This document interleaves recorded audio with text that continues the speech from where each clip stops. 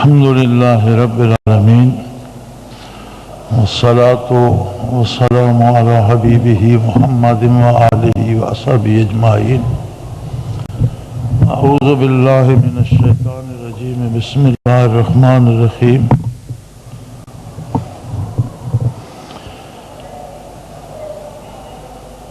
وتمت كلمة ربك صدقا وعدلا لا مبدل لكلماته وهو السميع العليم. وإن تطع أكثر من في الأرض يضلوك عن سبيل الله إن يتبعون إلا الظن وإن هم إلا يخرصون. إن ربك هو أعلم من يضل عن سبيله وهو أعلم بالمهتدين. اللهم سبحانك لا علم لنا إلا ما علمتنا إنك أنت العليم الحكيم. مولاي صل وسلم دائما أبدا على حبيبك من زانت به الأسر.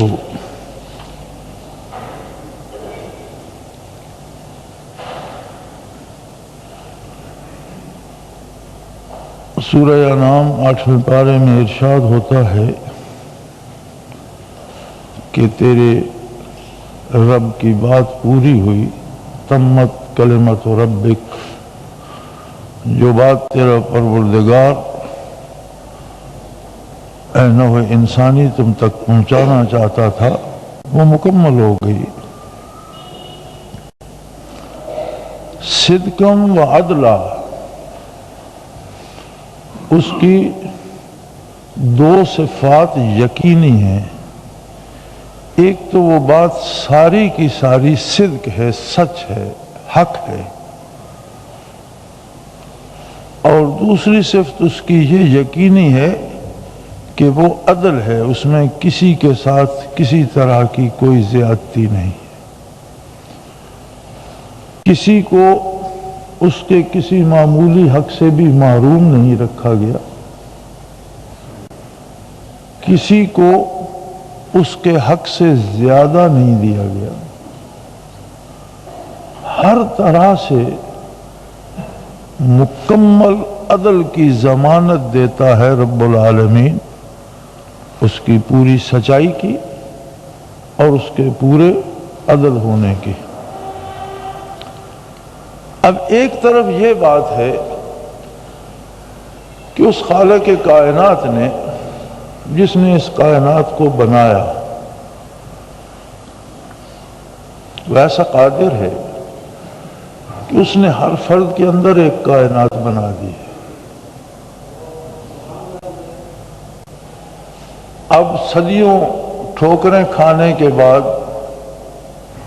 اب آ کر سائنس اس حقیقت کو پہنچی ہے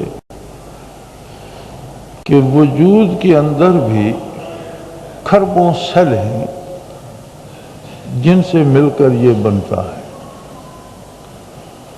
وہ کھربوں سیل جو ہیں ان میں اگر اربوں نہیں تو کروڑوں روز مر جاتے ہیں اور ان کی جگہ کروڑوں نئے پیدا ہو جاتے ہیں.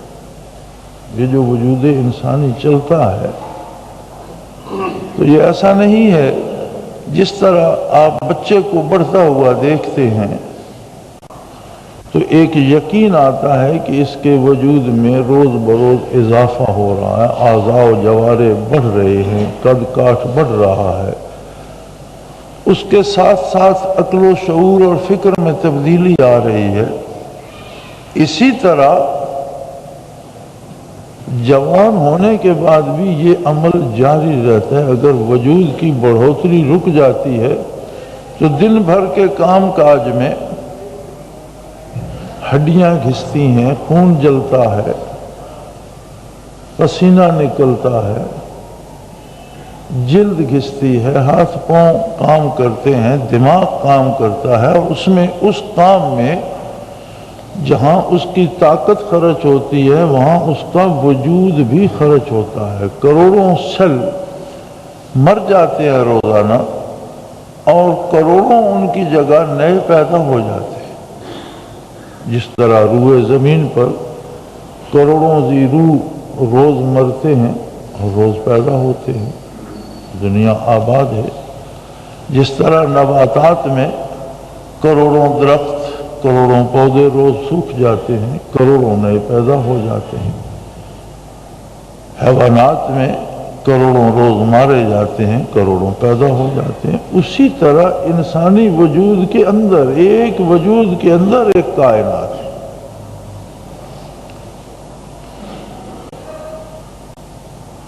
ہم اس کائنات کو نہ سمجھتے ہوئے اس کے ماہرین کے پاس جاتے ہیں، جنہیں ہم طبیب یا ڈاکٹر کہتے ہیں۔ وجود میرا ہے، مجھے اس کا ذمہ دار ہونا چاہیے تھا، اس کی کمی بیشی مجھے سمجھنی چاہیے تھی، لیکن وہ میری سمجھ میں نہیں آتی۔ ڈاکٹر بتاتا ہے کہ فلاں چیز کی کمی ہے یا فلاں کی زیادتی ہے، اس کے لیے فلاں خوراک چاہیے یا فلاں دوا چاہیے، ہم اس پہ عمل کرتے ہیں۔ بعض اوقات وہ آپریشن تجویز کرتے ہیں، بعض اوقات کہتے ہیں کہ یہ عضو ناکارہ ہو گیا ہے، اسے کاٹ دیا جائے، ہم ہاتھ پاؤں کٹوا دیتے ہیں۔ کیوں؟ ہمیں بھروسہ ہوتا ہے کہ یہ ہم سے بہتر جانتا ہے۔ اسی طرح اللہ رب العالمین نے اس نظام عالم کے لیے بھی اپنے ارشادات عطا فرمائے، جو پوری زندگی میں اور ہر شعبے زندگی میں رہنما اصول ہے، رہنمائی کرتے ہیں۔ جس طرح طبیب کے کہنے پر زندگی بڑھے نہ بڑھے، آدمی جو اس کا وقت ہے وہ آسائش سے گزار سکتا ہے، تکلیف سے بچ سکتا ہے۔ جو طبیب اس کے ہیں، کتاب اللہ کے ہیں، اس کے بارے بھی فرمایا فَاسْأَلُوا أَهْلَ الذِّكْرِ إِن كُنتُمْ لَا تَعْلَمُونَ۔ اگر تم اس کتاب کے علم سے واقف نہیں ہو، اگر تم نہیں سمجھ سکتے، تو جو جاننے والے، جو اہل ذکر ہیں، جن کے دلوں میں اللہ کی کتاب بستی ہے، جن کے سینوں میں یہ کتاب بستی ہے، جن کے دلوں میں اس کی یاد کا بسیرا ہے، ان سے پوچھو کہ ہمیں کتاب اللہ پر عمل کیسے کرنا ہے، کون سا کام ہمیں کس طرح کرنا ہے۔ حکیم ڈاکٹر کے بتانے سے آپ کی دنیاوی صحت اور دنیاوی زندگی میں تکالیف کم ہوں گی، لیکن طبیب روحانی یا ماہر کتاب اللہ سے پوچھنے سے نہ صرف دنیا سدھرے گی، بلکہ دنیا اور آخرت دونوں سدھریں گی۔ یہ فرق ہے کہ طبیب اور ڈاکٹر صرف اس وجود کو جانتا ہے، لیکن کتاب اللہ جب ارشاد فرماتی ہے تو ایسے علاج تجویز فرماتی ہے جو بدن کے لیے بھی انتہائی مفید ہیں اور روح کے لیے بھی وہی ضابطۂ حیات ہے، اور انہی سے روح بھی تسکین پاتی ہے۔ تو یہ زیادہ قیمتی شعبہ ہے کہ دنیاوی زندگی بھی پرآسائش اور پرسکون ہو،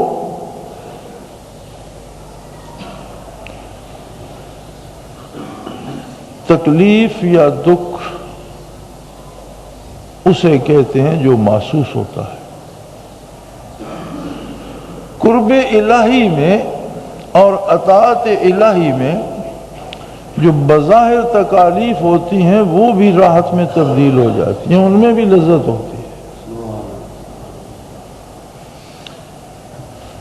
ایک ذائقہ ہوتا ہے انسان کے منہ میں، انسان کی زبان میں، حلق سے جو چیز نیچے اتر جائے اس کا کوئی ذائقہ نہیں ہوتا۔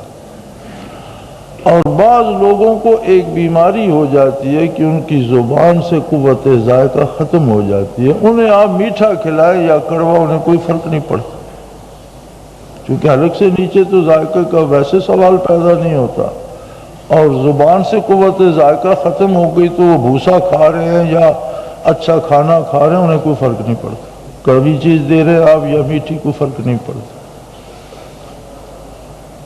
اسی طرح قوت ذائقہ سلامت ہو، یعنی نور ایمان ہو، تو بعض چیزیں بظاہر تلخ ہوتی ہیں۔ موت کتنی تلخ حقیقت ہے، پھر سرے میدان گولیوں سے چھلنی ہونا، آگ میں جل جانا، تلوار سے جسم کے پرخ سے اڑ جانا، کتنا تلخ تجربہ ہے۔ لیکن حدیث شریف میں وارد ہے، حضور صلی اللہ علیہ وآلہ وسلم کا ارشاد گرامی ہے کہ میدان حشر میں شہید پر ایک سوال کیا جائے گا کہ تمہاری اپنی خواہش کیا ہے، تم کیا چاہتے ہو؟ اللہ کے بے شمار انعامات تو ہیں، اللہ کی جنت ہے، اللہ کی بخشش ہے، اللہ کا قرب ہے۔ سب سے بڑا انعام جمال باری ہے، اور سب سے بڑا انعام خطاب الہی ہے جو تمہیں نصیب ہو رہا ہے، تم سے رب العالمین کلام فرما رہا ہے۔ اس کے علاوہ بھی اگر کوئی تمہاری خواہش ہو تو بتاؤ۔ حضور فرماتے ہیں عرض کریں گے بار الہ، وہی عالم ہو، وہی دنیا ہو، وہی ہمارا وجود ہو، وہی میدان کارزار ہو، اسی طرح سے تلواریں چلیں، اسی طرح سے گردن کٹے، اور جو مزہ اس وقت جان دینے میں آیا تھا وہ ایک بار پھر نصیب ہو جائے۔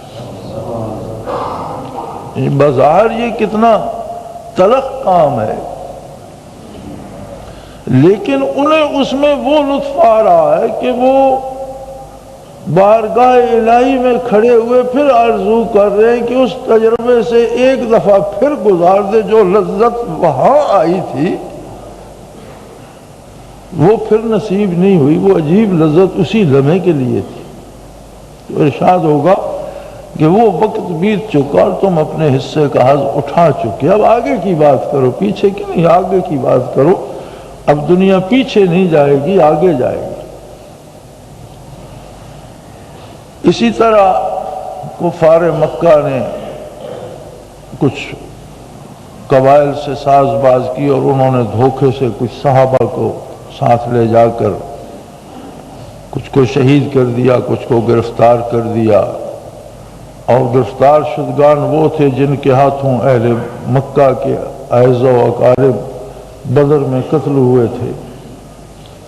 انہوں نے انتقاماً خرید لیے، جن میں حضرت خبیب رضی اللہ تعالی عنہ بھی تھے، جن کے ہاتھوں نامور لوگ مارے گئے تھے، ان کے قبیلے نے خرید لیے۔ اور عجیب بات ہے کہ حرمت کے مہینوں کا احترام کرنے کا رواج اہل مکہ میں بھی تھا،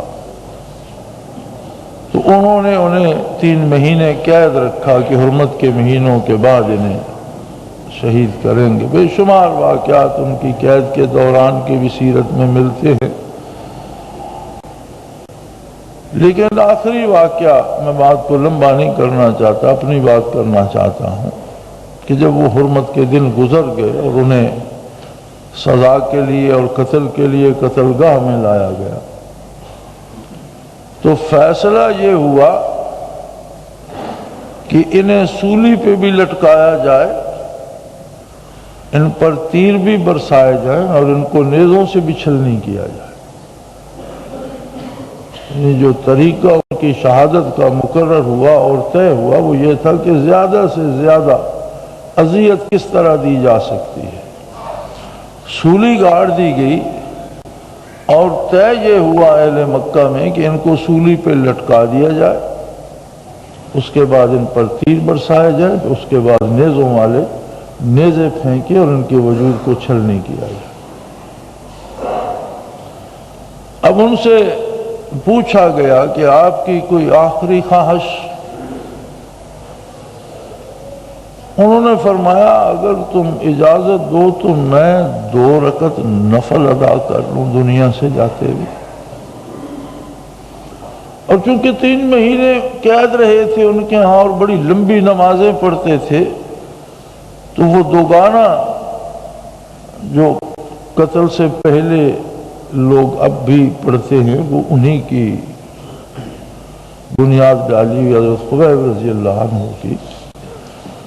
تو انہوں نے نہایت مختصر 2 رکعت ادا کی، حتیٰ کہ خود قاتل حیران رہ گئے اور وہ سمجھ رہے تھے کہ اب یہ کچھ لمحے کچھ سانسیں بچانے کے لیے، یہ تو پہلے بھی لمبی نمازیں پڑھتا ہے، اب شاید سارا دن نماز میں گزار دے گا.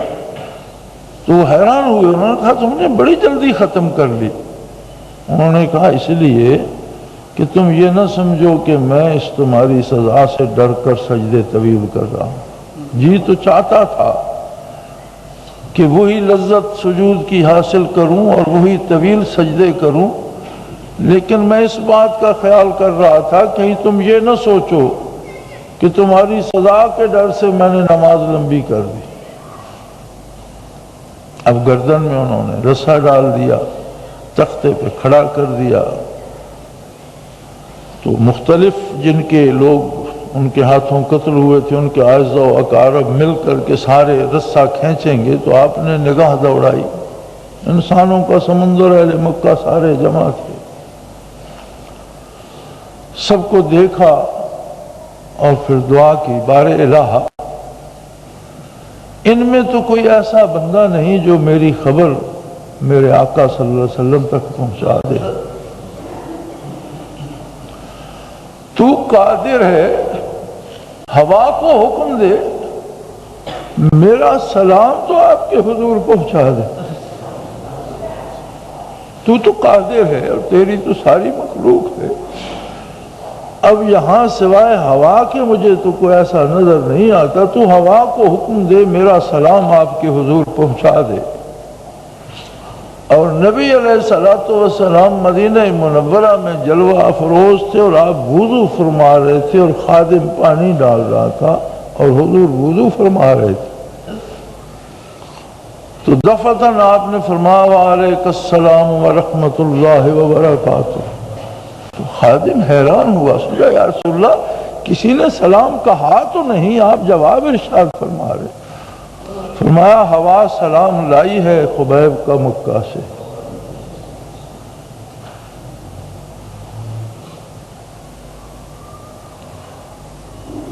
اب بظاہر دیکھا جائے تو یوں سمجھ آتی ہے کہ ایذا کی حد ہو گئی، لیکن اس بندے کو دیکھا جائے تو وہ اپنی لذتوں کے کمال پر ہے، اللہ کا شکر ادا کر رہا ہے، دوگانہ پڑھ رہا ہے، اللہ کے نبی صلی اللہ علیہ وسلم کی خدمت میں سلام پیش کر رہا ہے کہ یہ ساری نعمت آپ کے تو فیض نصیب، یہ آپ کا کرم ہے کہ یہ لذتیں مجھے نصیب ہوئی. تو لذت یا تکلیف اس اعتبار سے ہوتی ہے جیسے کوئی محسوس کرتا ہے. اگر اطاعت الہی کو شعار بنا لیا جائے اور زندگی کا نصاب احکام الہی کے مطابق ہو جائے تو بظاہر نظر آنے والی تکالیف میں بھی ایک لذت ہوتی ہے.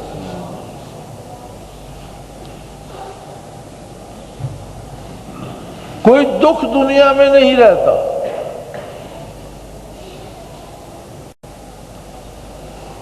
اور دکھوں میں بھی جو بظاہر دکھ ہوتے ہیں ان میں بھی طرح طرح کی لذتیں پوشیدہ ہوتی ہیں. بیماریاں آتی ہیں، تکالیف آتی ہیں، مصیبتیں آتی ہیں،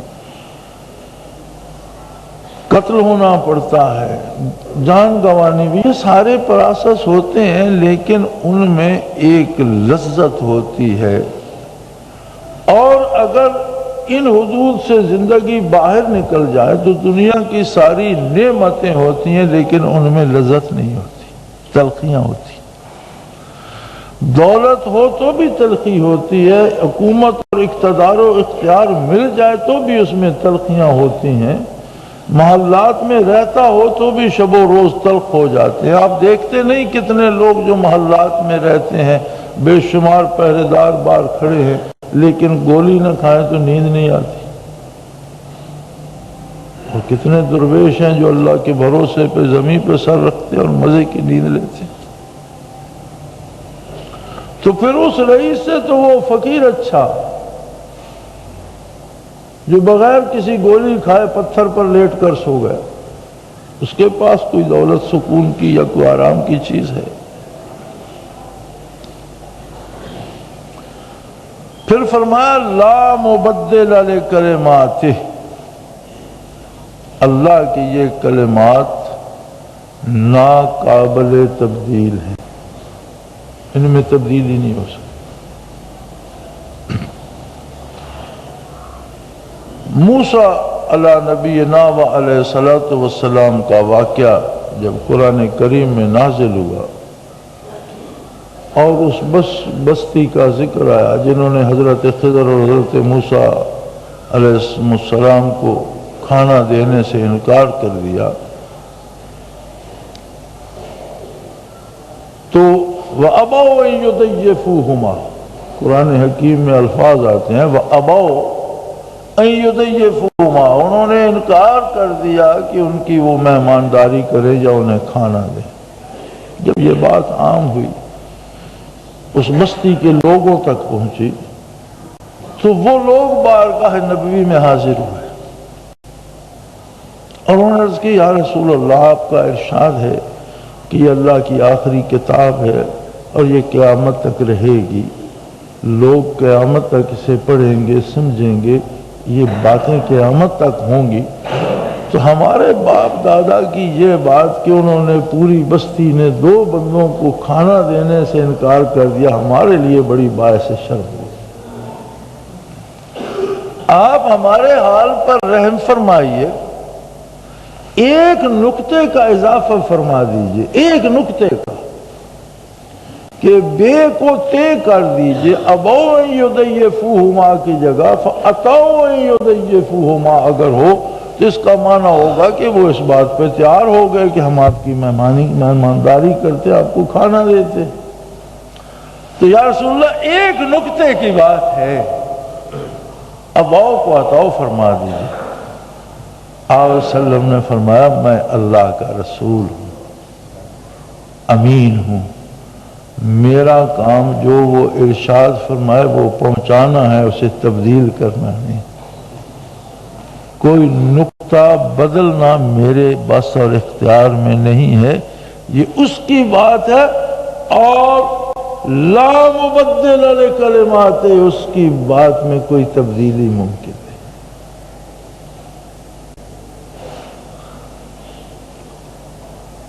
پھر فرمایا انسانی معاشرہ یہ سمجھتا ہے کہ بہت سے لوگ اگر ایک بات پہ جمع ہو جائیں تو وہ صحیح ہوتی ہے۔